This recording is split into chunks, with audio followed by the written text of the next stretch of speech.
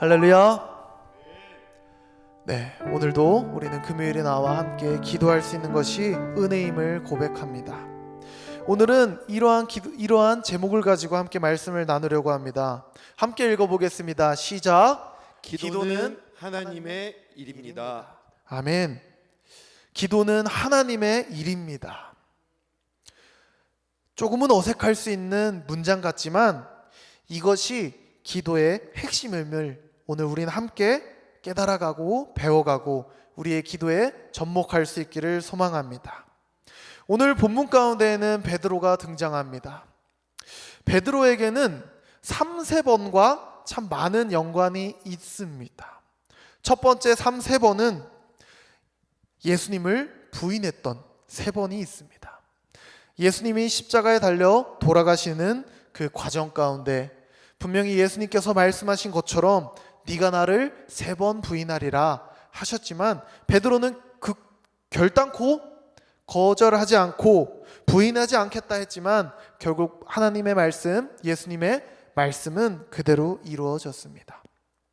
그리고 나서 예수님께서 부활하신 이후에 또다시 예수님께서는 베드로에게 3번 질문하시고 베드로는 3번 답을 합니다. 예수님을 사랑한다고, 주님을 사랑한다고 고백했습니다. 그렇게 3번이 끝났으면 좋겠지만 오늘 본문 가운데 다시 한번 3번이 등장합니다. 바로 베드로의 3번의 거절입니다. 오늘 말씀 가운데에는 베드로가 환상을 보았고 그 환상 가운데 베드로는 하나님의 음성을 3번이나 거절하는 정말 놀랍고도 경이로운 신앙의 인물임을 우리는 알 수 있습니다. 어떻게 하면 전지전능하신 하나님의 음성을 듣고도 3번을 부인할 수 있을까? 우리는 한 번만 들어도 순종할 것 같은데 베드로는 3번씩이나 그 음성을 거절하였다는 것, 그것이 우리에게 어떤 의미를 주는지 우리는 함께 살펴볼 수 있기를 소망합니다. 우리는 이 베드로뿐만이 아니라 성경에는 많은 인물들이 하나님의 음성을 계속해서 듣고 살아갔다는 것을 많은 인물들을 통해 볼 수 있습니다.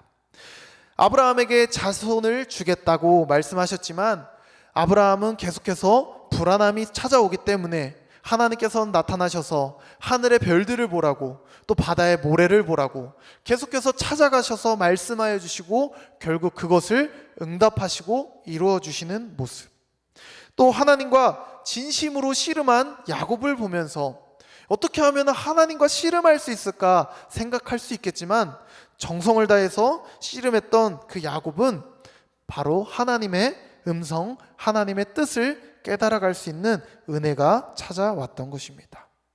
이것을 통해 우리가 알 수 있는 것은 우리는 기도의 주체가 누구인지를 정확하게 알아야 합니다.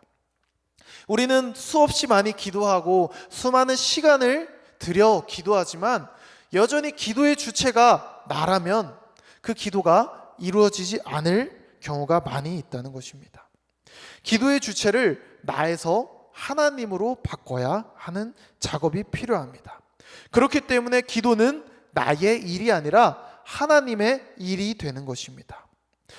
그렇기 때문에 우리는 오늘 3가지의 말씀을 통해서 기도는 하나님의 일이라는 것을 함께 배워가 보도록 하겠습니다. 첫 번째입니다.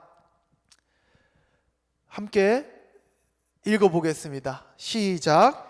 내가 지금 사람들을 요바에 보내어 베드로라 하는 시몬을 청하라. 아멘. 첫 번째는 바로 하나님의 계획이 먼저 있습니다입니다. 가이사랴 고넬료라는 백부장이 있었습니다. 그가 기도할 때 하나님께서 요바에 있는 베드로를 청하여 하나님의 말씀을 들으라 라고 하였다는 것입니다. 우리가 오늘 함께 살펴본 본문은 10장 9절부터 15절입니다. 하나님께서 베드로에게 환상을 보여주시기 이전에 이미 고넬료라는 백부장에게 찾아가셔서 그의 부하들을, 그의 사람들을 베드로에게 보냈다라는 것입니다. 만약 우리가 사도행전 10장 9절부터 15절까지만 보면은 기도가 베드로의 일인 것처럼 베드로가 기도해서 환상을 보았고 베드로가 기도해서 하나님의 음성을 들었다라고 생각할 수 있지만 우리는 그 전으로 넘어가서 사도행전 10장 5절의 말씀 가운데 바로 하나님께서 고넬료에게 먼저 찾아가셨다라는 것을 우리는 캐치할 수 있어야겠습니다. 성경을 기도의 관점에서 읽으면은 기도가 누구의 일인지를 우리는 확인할 수 있게 되는 것입니다. 사람들은 자신의 일을 하지만 자신이 열심히 기도하지만 사실 그 기도는 하나님께서 준비하고 계신다라는 것입니다. 하나님께서 하나님의 계획을 가지고 계시기 때문에 하나님은 자신의 계획 가운데 베드로를 끌어들이고 고넬료를 끌어들여서 일하시는 것이지 마치 내가 원하는 것을 내 뜻에 맞춰서 해 나가는 것이 아니라는 것입니다. 하나님께서는 백부장이 베드로에게 사람을 보내게 하신 뒤에 베드로에게 환상을 보여주신 것처럼 또 그 환상을 통해서 그는 하나님께서 먹으라 하시는 것을 3번이나 부인합니다. 아직까지 온전한 순종을 이루지 못하는 베드로이지만 아직까지 하나님께 전적으로 순종하지 못하고 있는 베드로의 모습을 보며 우리는 안타깝게 여길 수 있지만 이것을 하나님의 관점에서 바라볼 때는 하나님께서 베드로라는 사람을 통해 하나님의 계획을 이루어 가시는 과정이라는 것을 알게 될 때 때로는 우리의 연약함, 때로는 베드로의 이 불순종의 모습, 하나님의 말씀을 거절하는 모습까지도 하나님의 계획 안에 포함되어 있구나, 우리는 그렇게 생각할 수 있습니다. 그렇기 때문에 우리는 첫 번째, 기도는 기도보다 하나님의 계획이 먼저 있다는 것을 우리는 기억할 수 있어야겠습니다.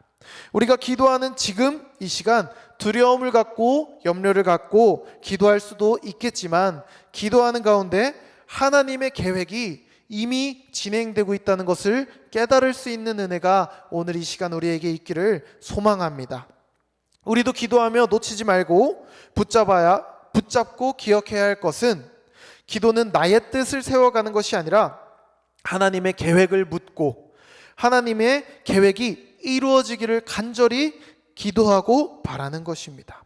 하나님의 계획을 신뢰하며 기도할수록 우리의 염려와 두려움이 떠나가고 하나님께서 우리를 만져가시고 베드로를 통해 일하시는 것처럼 바로 이 작고 연약한 나를 통해 일하신다는 것을 우리는 깨달을 수 있게 될 것입니다.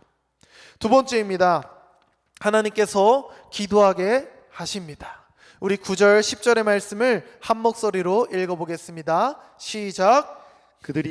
이튿날 그들이 길을 가다가 그 성에 가까이 갔을 그때에 베드로가 기도하려고 지붕에 올라가니 그 시각은 제6시더라. 그가 시장하여 먹고자 하매 사람들이 준비할 때에 황홀한 중에. 아멘. 제6시는 바로 점심시간 12시입니다. 베드로는 분명히 시장했지만 밥 먹을 시간에 기도하러 자리를 옮기는 것을 자신이 생각하는 것이 아니라 하나님께서 기도해야 할 마음을 주셨다라는 것입니다. 우리가 기도하고 싶을 때 기도한다라고 생각할 수 있겠지만 우리가 알아야 할 것은 기도는 하나님께서 우리에게 하게끔 하신다라는 것입니다. 기도가 하나님의 일이기에 하나님께서 기도할 마음도 주시는 것입니다. 그렇기 때문에 우리는 신앙생활을 하면서 우리의 신앙의 연륜과 경험이 쌓여갈수록 연약한 초신자들의 신앙이 주님 앞에 기도하러 나오는 것을 볼 때마다 우리는 알 수 있습니다. 아, 저 사람 지금 하나님의 마음에 따라 움직여 이 자리에 나왔구나. 분명히 그 사람이 자신의 뜻대로 또 자신의 마음에 불안함이 있어서 염려가 있어서 나왔다고 생각할 수 있겠지만 신앙의 연륜을 가진 사람들의 눈으로 봤을 때에는, 영안이 열린 사람들의 눈으로 봤을 때에는 그것은 하나님께서 지금 이 사람을 기도하게 하신다는 것을 우리는 깨달을 수 있습니다. 기도가 하나님의 일이기 때문에 우리가 기도의 자리로 나오는 것조차 내 생각, 내 마음이 아니라 그것이 바로 하나님께서 부르시고 계시다라는 것, 우리가 이것을 명심할 수 있어야겠습니다.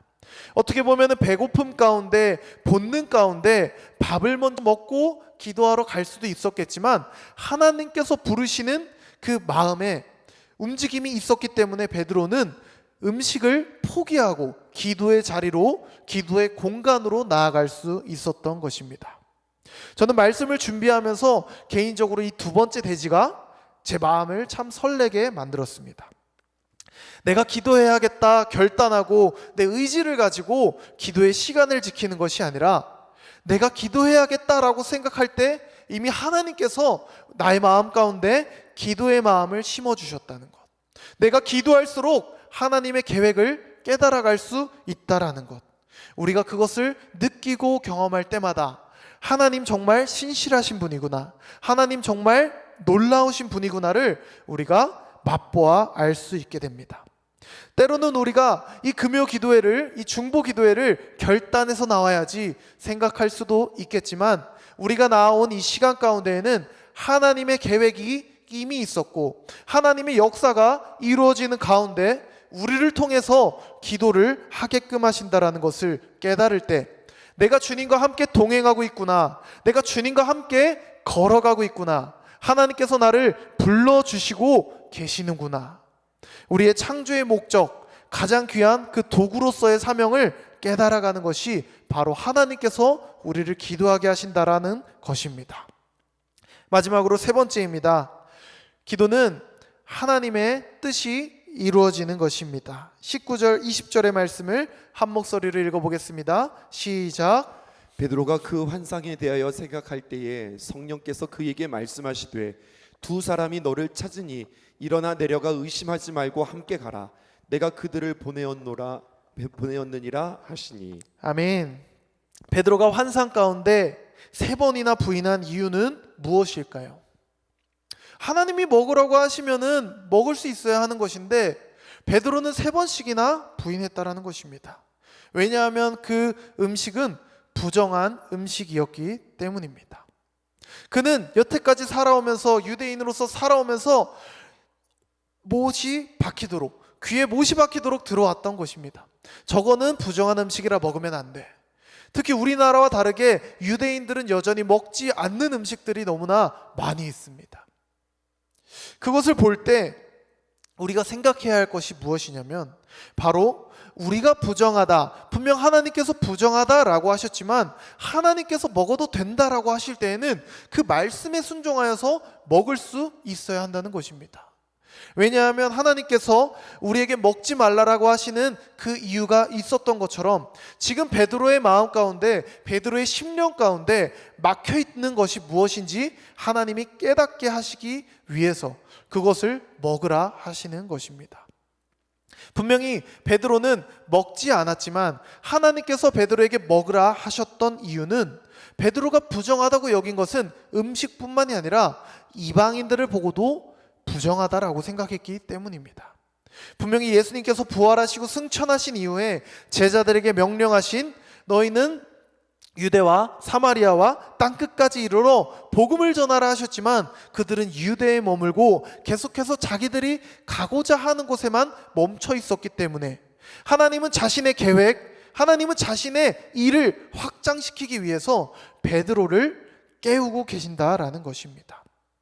우리는 살면서 때로는 나의 선입견이, 때로는 나의 선지식이 나의 믿음을 가로막고 또 나의 기도를 가로막는 경우가 너무나 많이 있다는 것입니다. 기도에 대해서 많은 사람들이 착각하는 것, 오해하는 것, 기도하면 다 이루어지냐, 기도가 정말 중요하면 기도만 하면 다 되냐 라고 하지만, 진정한 기도는 기도할 때 이루어지는 것입니다. 하나님의 뜻은 기도할 때 이루어지는 것입니다. 분명히 하나님께서 우리를 기도의 자리로 불러주실 때에는 하나님의 뜻이 이루어진다라고 우리는 생각할 수 있어야 하는 것입니다. 때로 우리는 어떤 간증이나 또는 기쁜 일이 이루어졌을 때 이렇게 고백합니다. 하나님이 다 하셨습니다.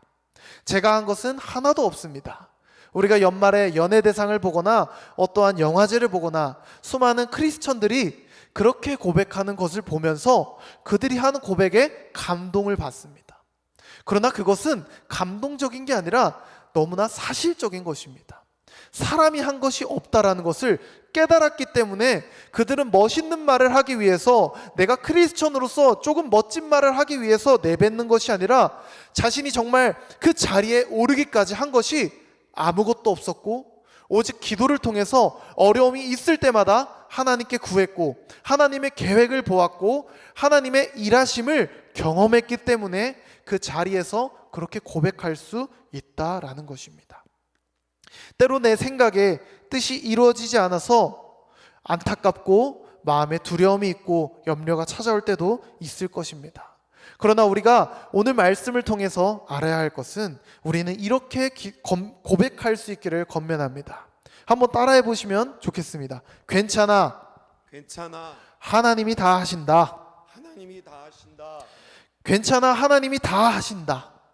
우리의 연약함으로 인해서 어떠한 일이 어그러지는 것 같고 우리가 기도를 못해서 기도를 안 해서 때때로 무너지는 것 같을 그때에도 하나님은 우리를 붙잡고 계속해서 일하신다는 것입니다. 모든 것을 계획하시고 기도하게 하시고 하나님의 뜻을 이루어 가시기에 우리는 두려움 없이 불안 없이 담대하게 기도할 수 있는 것입니다.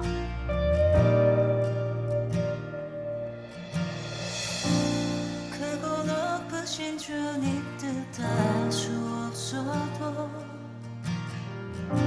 깊은 골짜기와 어두운 곳 나 지날 때에도 신실한 주 사랑 나를 떠나지 않기에 언제나 내 삶을 드리며 노래하리. 나의 왕 나의 주 영원하신 예수님 그 사랑으로 내게 참 자유 주시네. 나의 삶 나의 뜻 그의 손에 맡겨드리네. 영원부터 영원까지 나를 품으신 그 사랑 찬양해.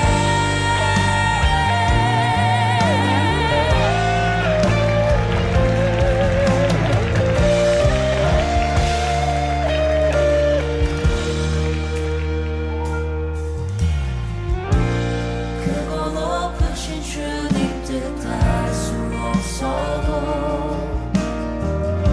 깊은 골짜기와 어두운 곳 나 지날 때에도 신실한 주 사랑 나를 떠나